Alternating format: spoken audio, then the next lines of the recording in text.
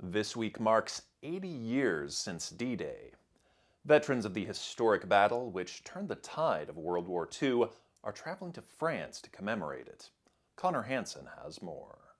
80 years ago, the largest armada ever assembled reached Nazi-occupied France. Tens of thousands of Allied troops landed by parachute and by ship, facing heavy defenses on the beaches of Normandy. Now, U.S. veterans, some 100 years old, are landing again, this time greeted by cheers from those hoping to keep their stories alive. You wouldn't believe what I've seen. Can you tell us anything? Terrible. Some of the young fellas never even made the beach. It was so bad that we had to run over to get on the beach. That's how bad it was. For some of the centenarians, it could be one of their last visits to the hallowed ground.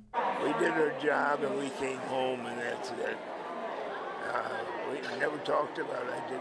For 70 years, I didn't talk about it. And I got the French Legion of Honor.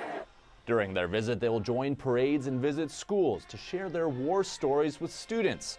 French officials honored the veterans who came to their country's aid and changed the course of World War II.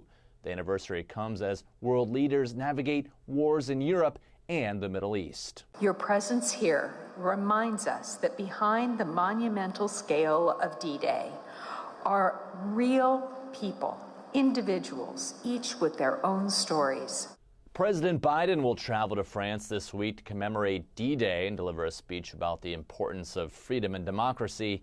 He's also planning to meet with French President Emmanuel Macron. In New York, Connor Hansen, Fox News.